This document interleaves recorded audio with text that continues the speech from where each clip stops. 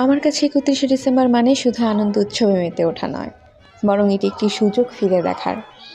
গত ৩৬৪ দিন কেমন কাটলো, কি শিখলাম, কোন স্বপ্নগুলো পূরণ হলো আর কোনগুলো অধরা রয়ে গেল। এই দিনটা আসলে নিজেকে প্রশ্ন করার। শুধু নিজেদের জন্য নয়, এই দিনটা হলো প্রিয়জনদের সাথে সময় কাটানোরও। বছরের শেষ সূর্যাস্ত দেখা, একসাথে বসে গল্প করা বা পুরনো দিনের স্মৃতি রোমন্থন করা, এগুলো যেন এই দিনটাকে আরও বেশি অর্থবহ করে তোলে। আজ সারাটা দিন হলে বসিয়ে কাটলো, বুঝে উঠতে পারছিলাম না কি করব, বিশেষ কি করা যায় এই দিনে। বিকেলের দিকে একাই বেরিয়ে পড়লাম। টিএসসি ক্রস করে এগিয়ে গেলাম কলাভবনের দিকটায়। প্রিয় বন্ধু নন্দিনীকে বললাম বের হতে। এরপর কি ভেবে আমরা রিক্সা চেপে বসলাম।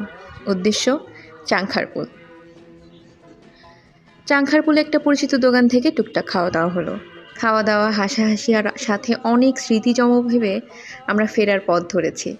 অনেকটা রাস্তা আমি আর নন্দিনী হেঁটে হেঁটে চলে এলাম। দুজনে চাও নিয়ে নিলাম।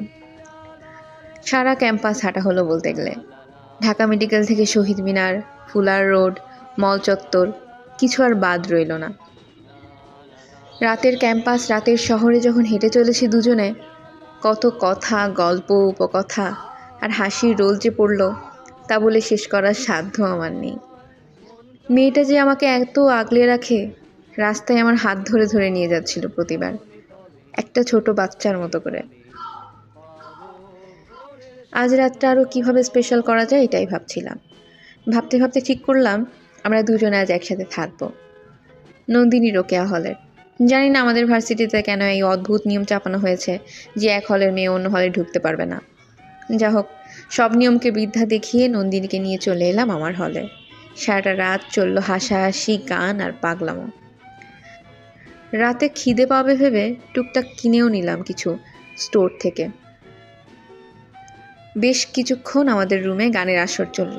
গানের আসরের শেষে আমরা যখন একটু এলিয়ে পড়েছিলাম, ঠিক তখনই আসে সেই মাহেন্দ্রক্ষণ, যখন ঘড়ির কাঁটা ঠিক 12টার ঘর ছুঁয়ে যায়, যখন 2025 2026-এ পা দেয়।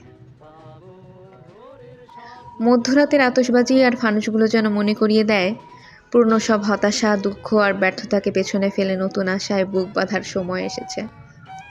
নতুন বছর মানে নতুন সুযোগ, নতুন স্বপ্ন আর নতুন করে শুরু করার প্রত্যয়। জীবনটা একটাই, তাই প্রতিটি মুহূর্তকে উপভোগ করা জরুরি। হোক সেটা 31শে ডিসেম্বরের রাত বা নতুন বছরের প্রথম ভোর। এমনই এক প্রত্যয় নিয়ে আমরা পরদিন সকালে একে অপরকে বিদায় দিলাম। শুরু হলো একটি নতুন বছর, আমাদের নতুন যাত্রা। হল দেখলো তো খায় শোন